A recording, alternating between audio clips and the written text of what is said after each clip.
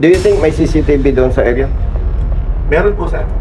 Kumuha ka ng CCTV footage? Yung CCTV footage po is jurisdiction po ng barangay. You mean, wala kang authority na mag-request? Meron po, sir. O, ginawa mo? Yes, sir. Kaya lang, Nasaan? Sir, pagdating po sa barangay, Nasaan? wala po silang mapakita, sir.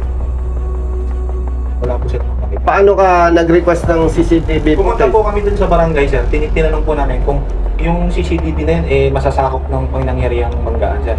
Ang sagot nila sa amin, sir, is after 3 to 4 days, automatic ina-erase na nila yun, sir, kasi napupunan yun. After 3 to 4 days. Kailang nangyari aksidente? June 3, sir. Kailan ka nag-imbestiga? June 3, sir. Oh, paano after? Brother, may problema tayo. Sabi, tapos na yun, ang decision mo, siya ang at fault. Sinisyuhan mo siya ng ticket kasi base sa investigation mo, kasalanan niya. Di, nagsintensya ka. Sir, may I speak, sir? O sige. Ganito yan, sir. Kaya po siya, based on my conclusion, kaya po siya ang sinasabi ko dito na at fault. Regardless, bilang isang investigador, sir, ako naman po nag-training naman po ako. Based sige. on my experience and my training, ganito po ang practice namin. Regardless po kung binangga siya or hindi, ang tinitingnan po namin kasi dito bilang isang investigador is ano yung root cause ng collision. Since si sir is sudden change lane. Sudden change lane, sir. Ito naman po, Paano mo sinabi yung sudden change lane? Oh, what happened? Yung sinabi mo sa kanya, masyado niyang dinamdam at naging problema sa kanya. Na pag nangyari yon, magugutom ang kanyang pamilya. Kaya, ang nangyari, na-stroke siya.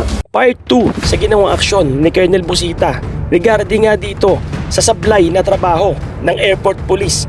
Dahil mantakin nyo mga idolo, sa ginawa niyang pag-iimbestiga sa aksidente sa kalsada, nasangkot ang isang taxi driver at ang isang rider, itila ba naging bias ito sa kanyang pag-iimbestiga dahil masyado niyang diniin ang taxi driver na tila ba lumalabas may mukhang malaki ang bigayan dito sa kabilang partido. Kaya ang resulta ay na mild stroke itong taxi driver dahil hindi niya matanggap ang nangyari sa kanya na siya na mismo ang binangga, siya patong diniin nitong investigador. Kaya tara mga idolo, sabay-sabay nating panoorin itong part 2 at nagkaharap-harap na si Colonel Busita, ang taxi driver at ang investigador o ang airport police.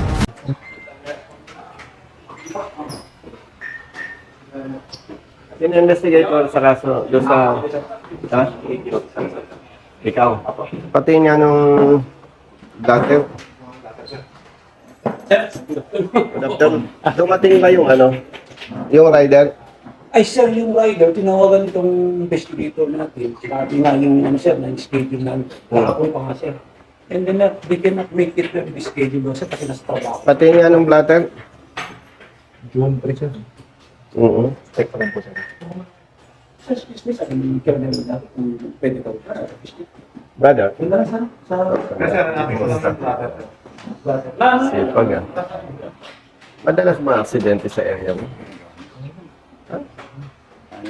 Nasisiro ba kayo sa... No, provide sila ng buwan. Hindi kita. Hindi kayo nasisiro. Araw-araw. Kanina lang, meron. Dito tayo. Okay na. Thank you. Salamat, sir. Opo ka nga. Pati nga nung blatter. Si Kapitan. Bako yung latter. Nakita mo yung blatter? Sir. Basahin ko nga. Ito po, sir, yung headings. Ito po yung box. Sir. Okay, isa tayo sir. Opo ba sir? Sino may sabing sa third lane siya galing?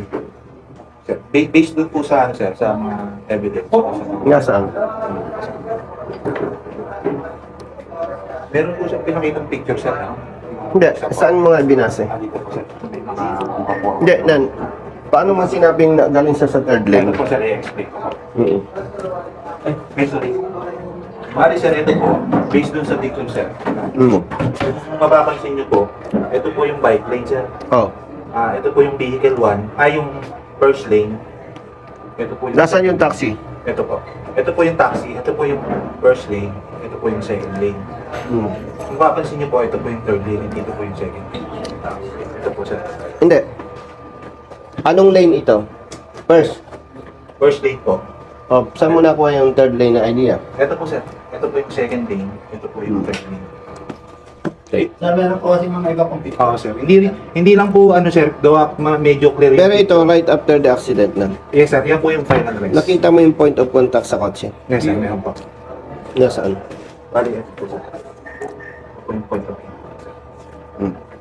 Nasaan ang point of impact? Ito sir. Bali nung Okay. nagkaroon sila ng... Tanong ko lang, Yes sir. base doon sa point of contact, sinong bumaga?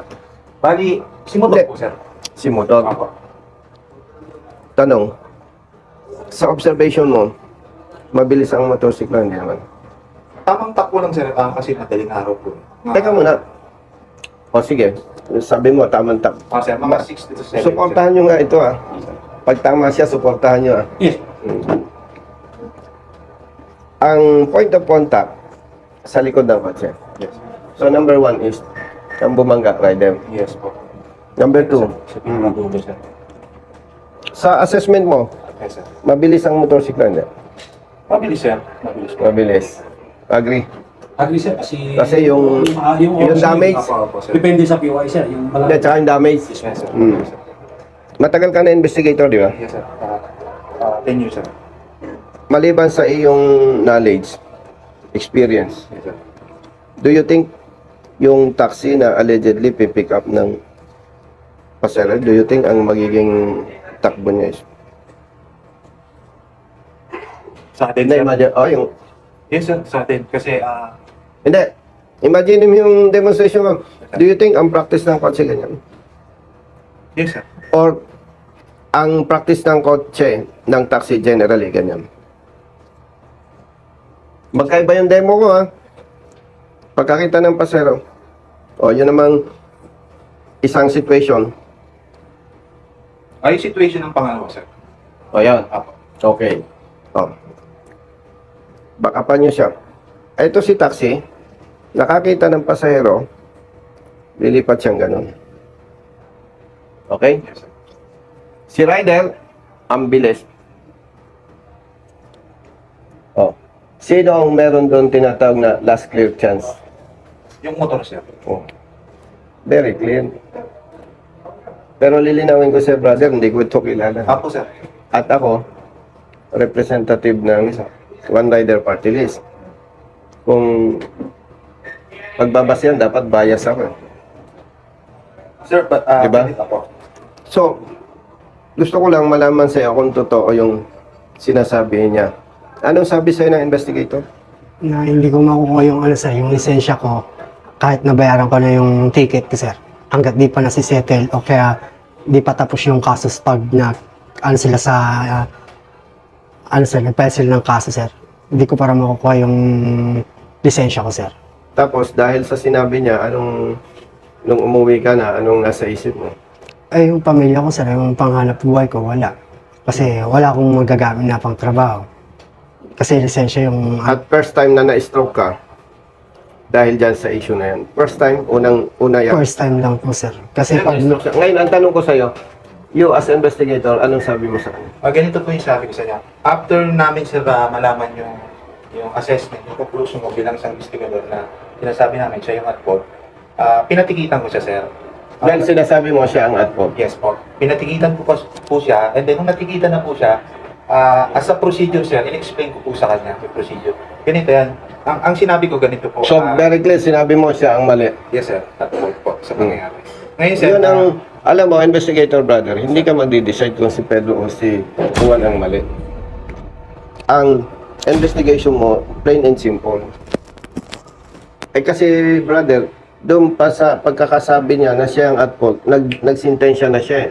Samantalang dapat ang trabaho ng investigator, isasalaysay niya lang yung nangyari base doon sa investigation niya. So, ibig sabihin, totoo yung sinasabi ng driver ng taxi na sa pagkakasalita mo pa lang ngayon kapatid, Yes, sir. on your level, sinintensyahan mo na siya yung mali. Bali, sir, nag-base po ako dun sa mga evidences ko. O kaya nga, nagbase ka, pero hindi sapat yung Sir, as, nagbase ka sa picture. Kaya nga, pinag-uusapan natin, natutuwa naman ako sa'yo, naging fair ang sagot mo. Ang demo ko nung una, walang taxi, wala pa akong nakita taxi na. So, tama yung sagot mo. Ang practice ng taxi, ganyan. Ngayon, kung mabilis si rider, Bali, sir, ang makikita sa impact eh. Bali, ang So, ang brother, excuse me, gusto ko lang banggitin sa'yo, you as investigator, hindi ka magsasabing ikaw ang mali. Oh, what happened? Yung sinabi mo sa kanya, masyado niyang dinamdam at naging problema sa kanya. Na pag nangyari yon, magugutom ang kanyang pamilya. Kaya, ang nangyari, na-stroke siya. Bali, Ang sinabi gusto ko, kong sir, sabihin sa'yo, brother, Sige, sir. nagsalita ka na eh, siya yung at fault eh. Huwag niyong gawing practice yun. Dapat ang investigator, balance lang. Hindi ikaw magsasabi, hindi ako, hindi siya. Balance lang. At ang tama mo sasabihin, brother, mag-usap na kayo kasi pag hindi kayo nagkasundo, o sa palagay mo ay tama ka, magsampa ka ng kaso. O sa palagay mo ay tama ka, magsampa ka ng kaso. Wala po ako sa posisyon na magsabing mali ka, tama ka. Brother, doon lang sa pagkasalita niyang at fault siya eh. Lumalabas, tama ang kiniklaim niya. Pero sir, nung sinabi niya, sabi mo yung ano, yung sinabi mo sa kanya. Ganun, sir, ako naman po, sir. Contrary dun, sir, sa sinasabi niya na yung regarding sa paninikip, iba po kasi yung sinasabi niya dun sa tunay na nangyari, sir. Bakit? Anong tunay na nangyari? Ang sinabi ko po sa kanya, sir, is yung lisensya mo is titikitan dahil dun sa pangyayaring incident. Tinikitan mo ba yung rider? Hindi po, sir. Sinintensyon mo na agad Hindi, sir, siya. ito po yung nangyari. Tama yung, excuse me, kakat kita, baka makalampasin. Tama yung claim niya. Siya ang binangga, siya ang tinikitan mo, pinakawalan mo yung rider, at sinabi mo pa, pag hindi niya nasettle ang rider, hindi niya makukuha ang lisensya. Sa madaling salita, kapatid, ikaw na ang nagsintensya. Sir, wala po akong sinabing ganun, sir. Na hindi mo... Bakit ko sinasabing ikaw na ang nagsintensya? Why? Very clear. Sabi mo, at fault siya. Yes, sir. Pangalawa, ang tinikitan mo lang siya. Bakit hindi mo tinikitan si rider? Sir, siya po kasi ang at fault. O, see, insisting. Hindi, sir, Insisting ka. nag-base po ako dun sa investigation, man. That is my... So, very clear. I-correct mo ako, brother, Colonel. Kung tama ako. Siya ba bilang investigator, siya magde-decide, mali siya? At titikitan niya lang yung isa dahil nagdesisyon siya na mali siya? O, paano ngayon yan? Base sa ating pag-uusap, Yes, sir. yung rider ang bumangga. Pangalawa, yung rider mabilis. Supposedly, yung last clear chance nasa kanya. Kasi, kung titingnan mong point of impact, malayo pa ang distansya. Na-notice na niya yung kotse, yung taxi. Pero dahil mabilis siya, nangyari yan. Tapos ngayon, ang decision mo, siyang at fault. Sinisyuhan mo siya ng ticket, kasi base sa investigation mo, kasalanan niya. Di, nagsintensya ka. Sir, may I speak, sir? O sige. Ganito yan, sir. Kaya po siya, based on my conclusion, kaya po siya ang sinasabi ko dito na at fault. Regardless, bilang isang investigador, sir, ako naman po, nag-training naman po ako. Based sige. on my experience and my training, ganito po ang practice namin. Regardless po kung binangga siya or hindi, ang tinitingnan po namin kasi dito, bilang isang investigador, is ano yung root cause ng collision. Since si taxi, sir, is sudden change lane. Sudden change lane, sir. Ito naman pong... Paano mo sinabing sudden change lane? Based on the position of the vehicle, sir, kung makikita nyo po. Ano ba pag sinabing sudden change lane? Biglang lumiko. Biglang lumiko, sir. O, conflict ka. Yes, sir. Kasi nag-demo ko eh. Sabi ko sa'yo, ano ba ang practice ng taxi driver? Ganyan? O ganito? Lumigo siya, sir, na hindi naman mabilis. Ang pagligo... Sabi mo sudden Yes, sir.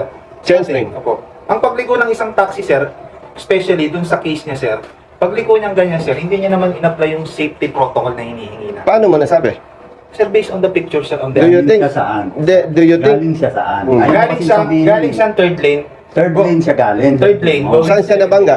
Second lane, sir. O, di hindi mo masasabing sudden change ng lane yun. Kasi from third, wala namang violation na yun. From third, lumipat ka sa second. How come nasasabihin mo sudden change lane yun? Because of the position of the vehicle, sir. Sir, kung titingnan niyo po yung damage portion ng sasakyan, kitang-kita po natin. Hindi, ganito na lang. Apo, sir. Pare-pareho tayong wala sa pinangyarihan. Okay? Yes, sir. Pahingi na lang ng Sir, Wala ka ba? ano nun po ako nung nasaksiyan mo ang aksidente. di po, after po ng collision, respond Hindi niya nasaksiyan ng aksidente. Question. Do you think may CCTV doon sa area? Meron po, sir. Kumuha ka ng CCTV footage? Yung CCTV footage po is jurisdiction po ng barangay. You mean, wala kang authority na mag-request? Meron po, sir. O ginawa mo? Yes, sir. Kaya lang, Nasaan? Kasi pagdating po sa Wala, nasaan? wala po silang mapakita, sir. Wala po silang mapakita. Paano ka nag-request ng CCTV Pumunta footage? po kami dun sa barangay, sir. Tinanong po namin kung yung CCTV na yun, masasakop ng nangyarihang banggaan, sir. Ang sagot nila sa amin, sir, is after 3 to 4 days, automatic ina-erase na nila yun, sir, kasi napupuno yung memory. After 3 to 4 days. Yes, sir. Kailang nangyari ang aksidente? June 3, sir. Kailan ka nag-imbestiga? June 3 din, sir. Oh, paano after? Brother, Sir, may problema tayo. Sabi mo, okay, acceptable. After 2 to 3 days, wala ng CCTV footage. Nangyari ang aksidente June 3. Yes, sir. You mean, after 2 days, after 3 days, saka mo gagawin yung kailangan? Brother, by the way, for your information, public interest, public awareness, recorded tayo. Puro sablay ka, brother eh. O sabi mo, 2 to 3 days. O, nag-imbestiga ka ng araw na to, Yes. June 3. Eh, justified yung barangay. Tapos, sinintensyan mo siya. Anyway, wala ako sa position para sabihin na mali ang ginawa mo. Yes, sir. Nakikita ko lang yung ginawa mo.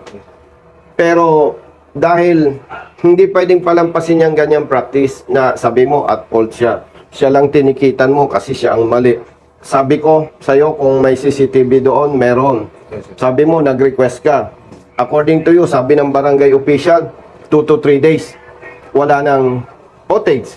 Wala na yung nakuha ng CCTV. So, very clear, brother. Wala naman tayong personal na naging problema. Very clear, may lapses ka. Brother, may pagkukulang gusto ko ka. lang po humingi ng isang clarification. Mm. Regarding po, sir, sa sinasabi niya na na-stroke po siya dahil doon daw po sa sinabi mo side comment. Ang gusto ko lang pong i-clarify, sir, ang sinabi ko po sa kanya, during na tinikitan ko siya, pag natikitan ka, sir, yung lisensya mo, matutubos mo yan sa retention office ng Pasay. Pangalawa, hindi mo muna siya temporary matutubos kapag hindi mo na-settle yung liabilities mo sa other party. Pangatlo, sir, ang sabi ko po sa kanya, maaari po kayong sampahan ng demanda laban ng kabilang partido. Ganon din po sa inyo, pwede kayong magsampa ng demanda laban sa inyo. Sinabi niya na pwede kang magdemanda laban sa kabila? Sinabi ko Pagkamali po sir. siya, pagkamali daw po yung ano niya sir, pag natalo po siya. Ganito, brother, ha? Sir. Uulitin ko, ha? Colonel, hindi ko siya kilala. At kung ang pag-uusapan ay pagiging bias, dapat mas papaboran ko yung rider. Representative ako ng One Rider Party List eh. Pero sa ngalan ng public service, hindi ko pwedeng gawin yun. Sabi mo, tinikitan mo siya Yes, po. kasi at fault siya. Hindi mo tinikitan ang rider dahil tama siya. Gusto mo sabihin biktima siya. Sabi ko sa iyo kung may CCTV footage, sabi mo may CCTV doon. Yes, sir. Sabi ko kung nagtrabaho ka, nag-secure ka. Wala na sir CCTV footage kasi 2 to 3 days. Ang ibig sabihin, may pagkukulang ka.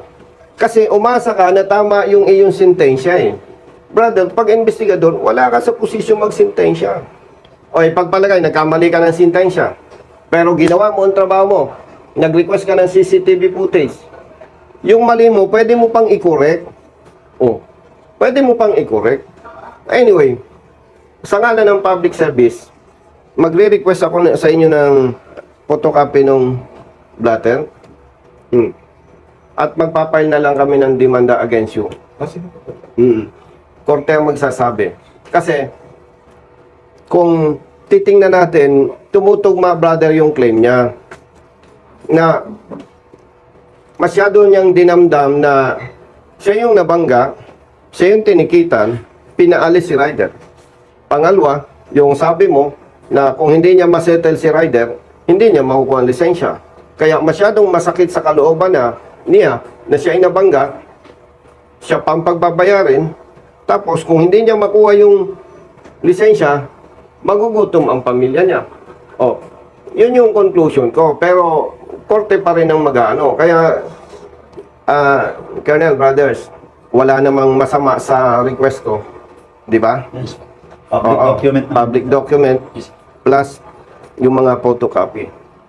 Para kung sabihin ng korte, tama ang ginawa mo, eh di, well and good. Kung sinabi ng korte, may mali ka sa ginawa mo, eh di, harapin natin kung ano mangyayari.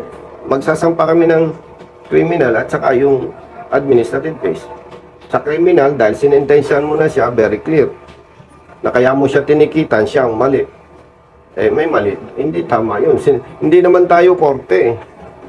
Tapos, ano ang lapses mo, kapatid? Nag-asa ka doon sa iyong assessment, evaluation. Ay samantalang makakatulong, brother, yung CCTV footage. Tayo, pare-parehong wala doon. Kaya lang, hindi naman kailangang napakatalino para mahimay-himay mo yung pangyayari. Ako naman, hindi maging bias para magdikta doon sa concerned party. No, magpapay lang kami ng criminal sa administrative complaint against your personnel, your investigator. At ito naman, wala tayong interest na manggipit o walang yain yung kapwa. Para lang ma-correct na malaman ng investigators natin na wala ka sa position magsintensya. Mas maganda pang ginawa mo, brother, yung rider at saka siya, inisyo mo ng ticket eh. Involve accident. Tapos sasabihin mo, brother kung sa tingin mo ay tama ka, pwede kang magdemanda. Ikaw, brother, kung sa tingin mo tama ka, ikaw magdemanda, mag-usap kayo. Pero pinakamaganda, mag-usap na lang kayo. Sir, actually, sir, sinabi ko po sa kanila yung Brother, walang justification yung ginawa mo. Sinabi Na tinikitan mo siyang mag-isa. Doon pa lang, nagsintensya ka na eh. In-apply ko po sa kanila yun, sir, na pwede kang mag-file ng demanda. Wala. Ikaw din, pwede ka rin mag-file. Sinabi mo yon. Pero yung pag-issue mo ng ticket sa isang party, nagsintensya ka na.